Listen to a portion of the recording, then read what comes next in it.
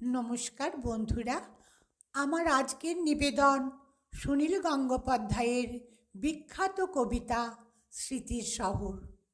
এই কবিতাটি 1983 সালে প্রকাশিত হয়। এটি স্মৃতির শহর কাব্যগ্রন্থের 15 নম্বর কবিতা।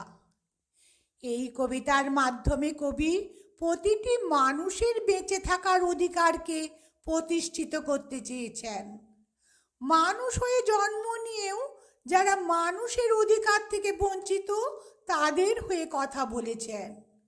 যাদের পরিশ্রমের ফসল আমাদের এই সভ্যতা, কিন্তু সেই শ্রমজীবী মানুষদের আমরা মূল্য দিই না। কিন্তু তারাও তো এই সভ্যতারই অংশ। কবি সেই সব বঞ্চিত, নিপীড়িত, উপেক্ষিত, সর্বহারা মানুষদের পক্ষ নিয়ে তাঁর লেখনী ধারণ করেছেন। একদিন কেউ এসে বলবে, তোমার বসবার ঘরে একটা চৌকি পাতবার জায়গা আছে? আমি ওইখানে আমার খাটিয়া এনে শোবো।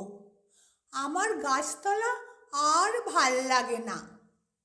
একদিন কেউ এসে বলবে, তোমার ভাতের থালা থেকে আমি 3 গ্রাস তুলে নেব, কারণ আমার কোনো থালাই নেই।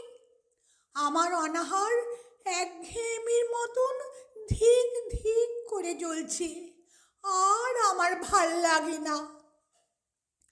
গাড়ি বারান্দার তলা থেকে ধুলো মাখা 3টে বাচ্চা ছুটে এসে বলবে, ওগো, আমরা বাসি রুটি চাই না, 5 নয়া চাই না।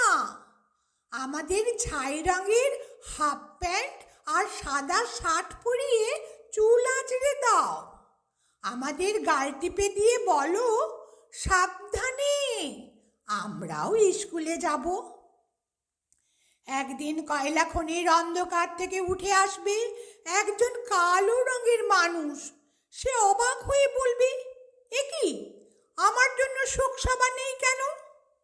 ডিনামাইট নিয়ে আমি গিয়েছিলাম গভীর থেকে আরো গভীরে, আমি ফিরিনি, কিন্তু তোমাদের জন্য আগুন এসেছে।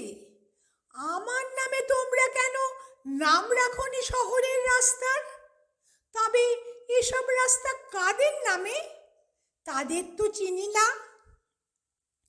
একদিন ধান খেতে কাদা জল মেখে দাঁড়ানো একজন মানুষ নিজের চেয়ে আরো অনেক লম্বা হয়ে উঠে গলা তুলে বলবে, তোমরা যারা কোনোদিন কাদা জল মাখনি, মাটিতে শোনোনি কোনো আওয়াজ, জানো না ঘাম, রক্ত, উৎকণ্ঠায় সবুজ হয় সোনালি, সেই তোমরাই শস্য নিয়ে রাহাজানি করো, আর আমার সন্তানরা থাকে উপবাসী।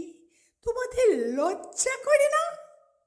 আমি আসছি, আমি আসছি, আমি আসছি।